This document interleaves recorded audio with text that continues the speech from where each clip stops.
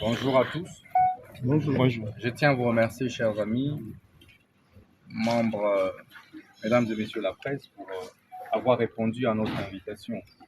Comme vous le savez, nous sommes jusque-là candidats président de la République numéro 2, étant donné que la Cour constitutionnelle n'a pas encore validé les derniers résultats, les résultats provisoires publiés par la CENI. Et c'est à ce titre que je tiens la conférence de presse de ce jour. Je suis candidat président de la République de l'opposition républicaine. J'ai parcouru 3/4 de notre territoire national pour battre ma campagne. Nous avons vendu notre offre politique centrée sur la rupture. Et le peuple congolais nous a fait confiance. Nous avons obtenu les voix que nous avons obtenues. Nombreux sont des Congolais qui nous ont exprimé leur suffrage. Mais au vu des résultats qui ont été publiés par la CENI, l'écart était tellement criant que nous avons, été le premier à reconnaître notre défaite électorale, à nous incliner devant les résultats de la CENI, mais aussi et surtout à féliciter notre challenger, le président Félix Tshisekedi. Mais comme vous le savez, cela fait suite à notre combat politique. Je voudrais vous rappeler que nous sommes les artisans de ce processus électoral. Rappelez-vous que j'ai dû divorcer avec ma famille politique FCC pour sauver ce processus électoral qui était miné par le blocage fait à dessein par certains compatriotes de l'opposition politique, qui refusaient de déléguer les représentants de l'opposition politique au sein de la CENI, dans le seul but de déstabiliser le pays. Constant Moutamba, Agé Matembo, devenu aujourd'hui apolitique, ont pris le courage de mener la révolution de palais, de s'opposer au FCC, de rompre avec toutes les amitiés, toutes les relations personnelles que nous avions avec nos anciens sociétaires du FCC. Peut-être vous ne le savez pas. Mon deuxième fils porte intégralement le nom de Némi Moulania, avec qui je n'ai plus parlé depuis 2 ans, pour sauver ce processus électoral. Je n'ai plus eu aucun contact avec le président Kabila, dont nous étions proches, pour sauver ce processus électoral. Et donc ce processus, pour moi, c'est comme un enfant que nous avons enfanté et difficilement. Et que par conséquent, je ne peux nullement et en aucun cas accepter qu'il soit torpillé de quelque manière que ce soit. Et c'est donc pour soutenir ce processus, et vous avez vu combien de marches l'opposition républicaine d'IPRO a organisées ici à Kinshasa, tout comme à l'intérieur du pays. Lorsque alors, nos compatriotes, nos pères de l'opposition radicale multipliaient des subterfuges. Tantôt, il fallait changer l'équipe Kadima, la tête des Kadima ne leur plaisait pas. Tantôt, il fallait réviser les fichiers électoraux. Tantôt. Ils ont tous déposé leur candidature parce qu'ils ont vu nous, DIPRO, moi, Constant Moutamba, déposer ma candidature à la présidence de la République. Mais les schémas étaient de boycotter le processus électoral. C'est pourquoi vous voyez certains aînés n'ont pas pu aligner des candidats aux législatives nationales et provinciales municipales. À la suite de cela, nous, DIPRO, moi, Constant Moutamba, nous nous sommes mis à soutenir bec et ongle le processus parce que nous savions qu'il y avait un plan de déstabilisation du pays s'il n'y avait pas élection le 20 décembre 2023. Et vous êtes sans ignorer que le plan était de mener un coup d'État ici à Kinshasa pour remettre en cause tous les acquis démocratiques. Nous étions au courant de cela. Les services étaient au courant de cela. Et c'est pourquoi vous verrez un groupe de compatriotes qui n'ont pas cru à ce processus, qui ont voulu les saboter, parce qu'ils tenaient à un dialogue dont la finalité était le partage de postes de responsabilité, comme par le passé. Nous avons dit non. Nous ne devons pas continuer à faire le cercle vicieux. Allons-y aux élections. Respectons les cycles quinquennales. Nous sommes allés aux élections. Nous avons aligné, et vous le savez, nous, dit proposition républicaine, 420 candidats députés nationaux, 1150 candidats députés provinciaux, donc dans 2 regroupements, DIPO, Enogec et Ali, 3000 candidats municipaux à travers la République. Donc, en termes de nombre de candidats alignés, nous sommes la 2e force politique au sein de l'opposition dans son ensemble. Et enfin, l'opposition républicaine nous a alignés à la présidence de la République pour porter ses couleurs. À la surprise générale, et vous l'avez remarqué, nous avons été parmi les 3 candidats présidents de la République à avoir battu réellement campagne sur l'ensemble du pays. Et nous avons été parmi les 3 à 4 candidats qui aient été votés sur l'ensemble du pays. Donc, nos voix n'étaient pas centrées simplement dans un coin sociologique. C'était partout, dans toutes les provinces où nous avons été, nous avons raflé quelques voix. Mais comme vous le savez, le 20 décembre 2023, l'élection est une œuvre humaine, comme toute autre œuvre humaine, qui n'est donc pas exempte de certaines imperfections. Il y a eu quelques dérapages. Et ces dérapages ont été manigancés. Ces bourrages d'urnes, ces fraudes électorales ont été orchestrés, s'il vous plaît, par les ennemis du processus électoral. Ceux qui prédisaient les chaos, ceux qui prédisaient la balkanisation du pays, manipulés par Paul Kagame, manipulés par Rwanda. Parce que pour eux, il fallait un coup d'État pour faire partir Tshisekedi. Nous avons dit niet. S'il faut partir Tshisekedi, c'est par voie des élections. Nous devons conserver, préserver les acquis démocratiques. Nous avons, nous, été le premier à décrier quelques cas d'irrégularité qui étaient commis à dessein parce que le processus était infiltré. Je dis bien infiltré. Vous aviez même suivi la communication du gouvernement, qui avait tentative d'infiltration du système électronique de vote à partir du serveur de la CEI. Et ils ne se sont pas arrêtés là. C'est même qui ont boycotté les processus électoraux hier.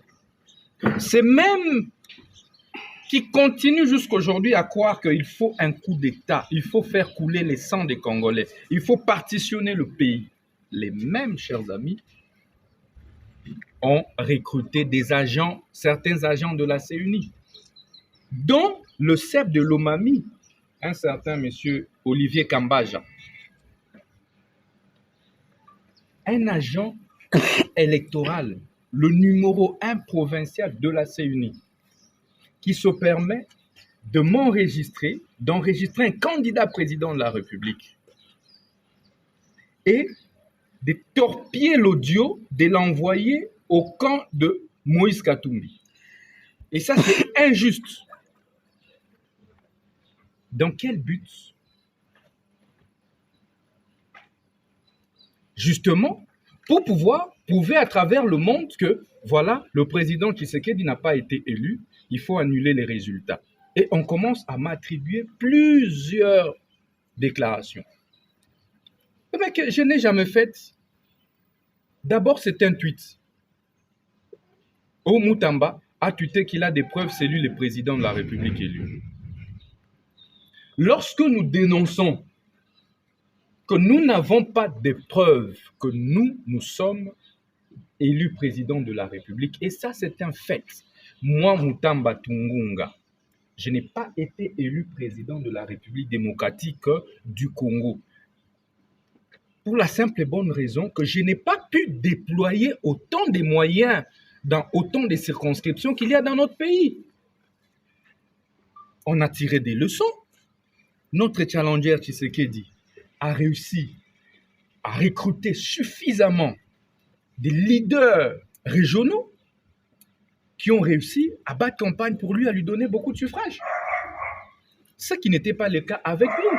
La plupart de mes candidats, députés nationaux et provinciaux, étaient des novices en politique.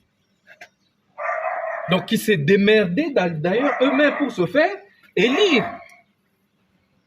Et quoi de plus normal que je ne pouvais pas attendre que d'eux, je sois élu président de la République. Je n'ai pas de PV pour dire aujourd'hui que moi, je suis président. Alors, quand je dis ça, je deviens l'ennemi de tous ces gens.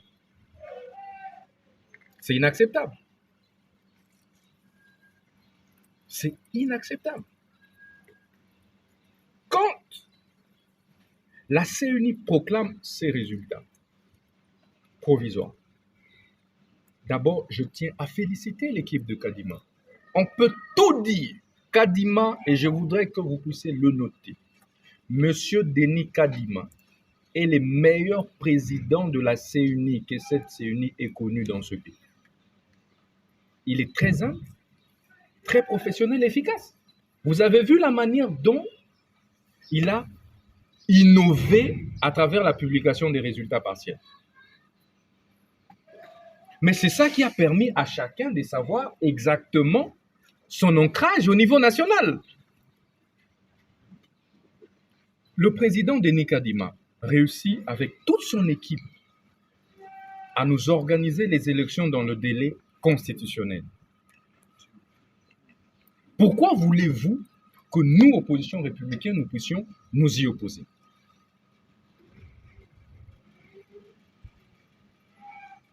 Les fraudes qu'il y a eu, est-ce que c'est lui, le président Kadima, qui a demandé à un agent électoral de se faire corrompre par un politicien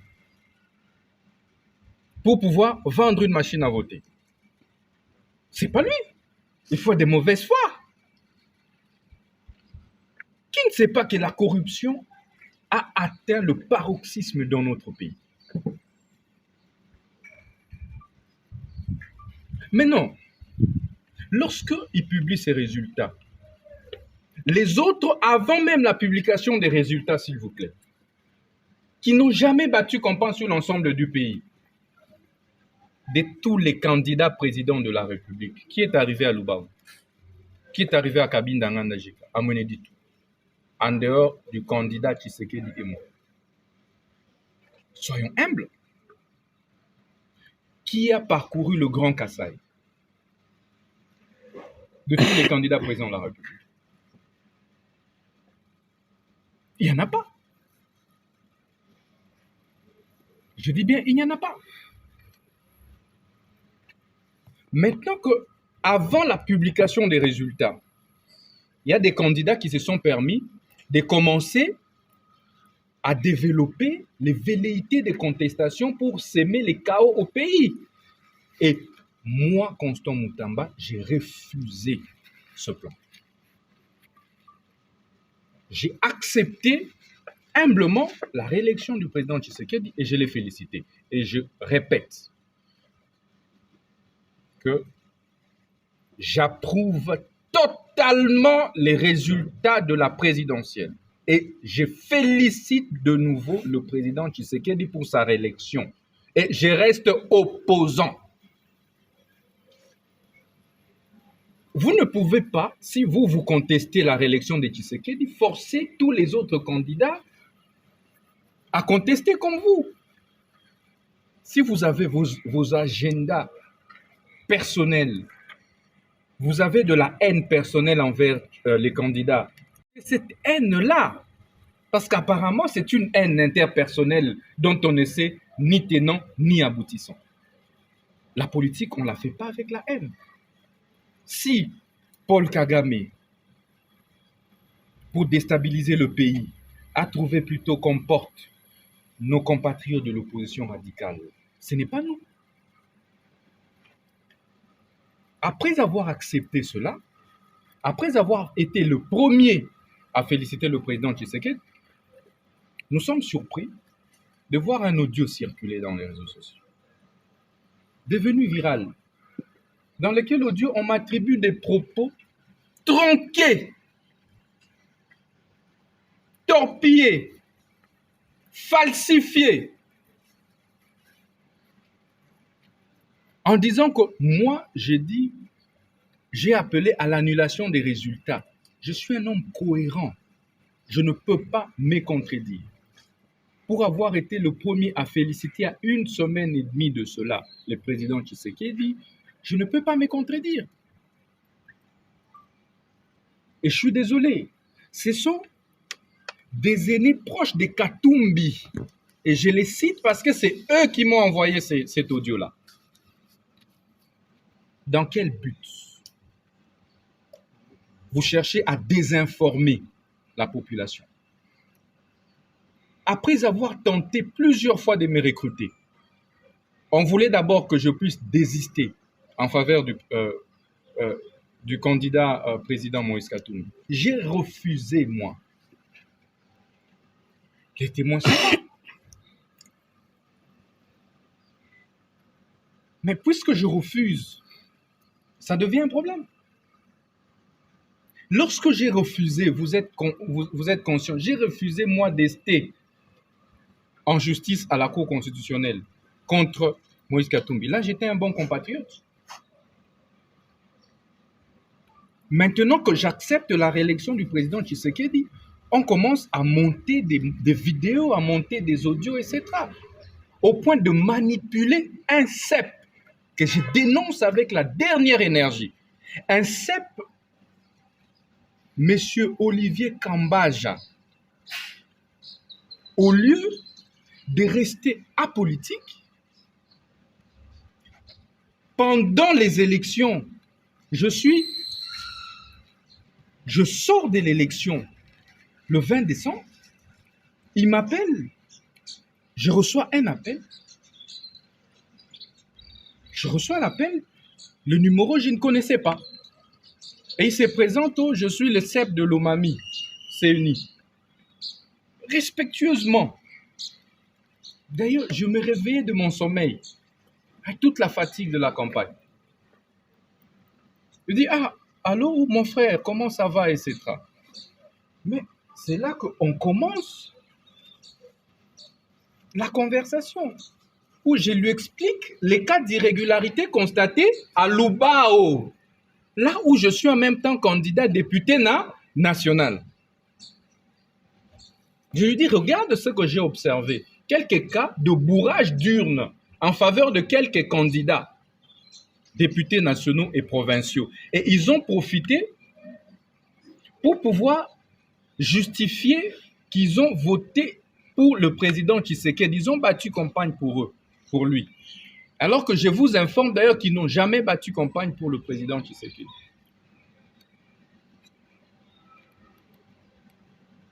Ok. Et j'ai répété qu'à Lubao, le vote est sociologique, c'est le territoire des Bassongué. Je suis le premier Songé à être candidat président de la République depuis 60. Quoi de plus normal que dans mon village, j'ai des voix, beaucoup de voix que tout le monde. Et je lui rappelle ça, et imaginez qu'ils ont même voulu prendre des voix dans mon propre village. Et c'est M. Kambaja, qui est plutôt un acteur politique, mis à la CENI,